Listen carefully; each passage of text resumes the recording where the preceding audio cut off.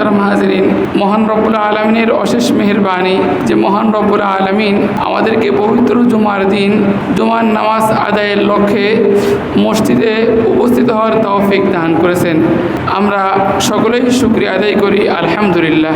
নেক কাজ করতে পারা আর পাপ থেকে বেঁচে থাকা আল্লাহ তাআলার অশেষ মেহেরবানি।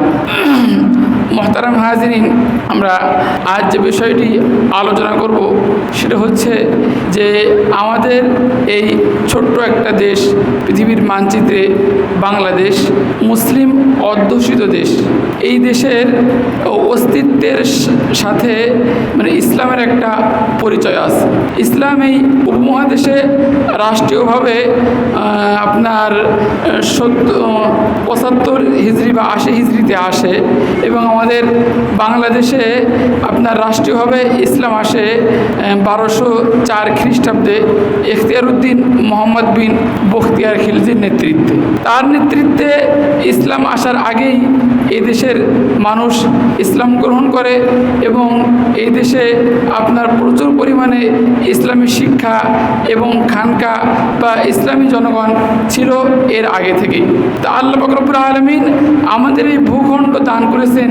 এই ভূখণ্ডের সাথে ইসলামের ওতপ্রোতভাবে সম্পৃক্ত এই কারণে যে আমরা যারা মুরব্বী আছি বা আমরা যারা মোটামুটি ইতিহাস জানি, তারা জানি যে যখন ইংরেজরা আমাদের এই উপমহাদেশ শাসন করত, যখন ইংরেজরা এদেশ থেকে চলে যাওয়ার সময় আপনার যে অঞ্চলের মেজরিটি % লোকজন মুসলমান ছিল সেই অঞ্চলকে পাকিস্তানের আয়ত্তে দেওয়া হয় এবং যে অঞ্চলের মেজরিটি লোকজন হিন্দু ছিল সে অঞ্চলকে ভারতের আয়ত্ত দেওয়া হয়।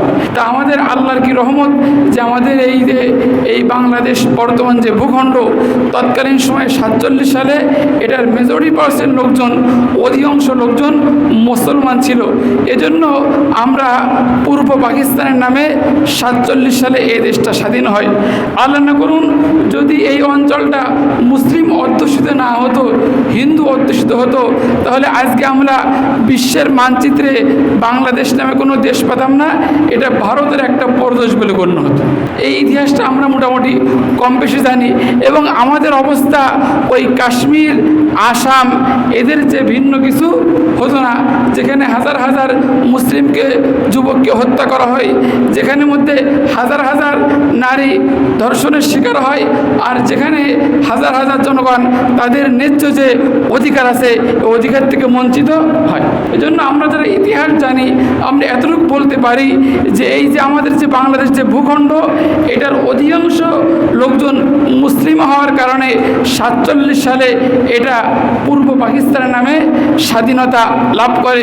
যদি এর যে ভিন্ন কিছু হতো তাহলে আজকে আমরা স্বাধীন বাংলাদেশ না পেয়ে 47 সালে ভারতের একটা আপনার অঙ্গরাজ্য, ভারতের একটা প্রদেশ হতো, যার দরুন আমাদের নৈতিক অধিকার থেকে আমাদেরকে বঞ্চিত করা হতো এবং আমাদের মা বোনদেরকে ধর্ষণ করা হতো, আমাদের যুবকদেরকে জবাই করা হতো এবং হিন্দুত্ববাদী যে সংস্কৃতি এটা আমাদের উপর আরও বেশি চাপিয়ে দেওয়া হতো। তো এটা আল্লাহ পাক রব্বুল আলামিনের একটা অনুগ্রহ যে আল্লাহ পাক রব্বুল আলামিন মুসলমানদের জন্য আলাদা একটা ভূখণ্ড দান করেছেন।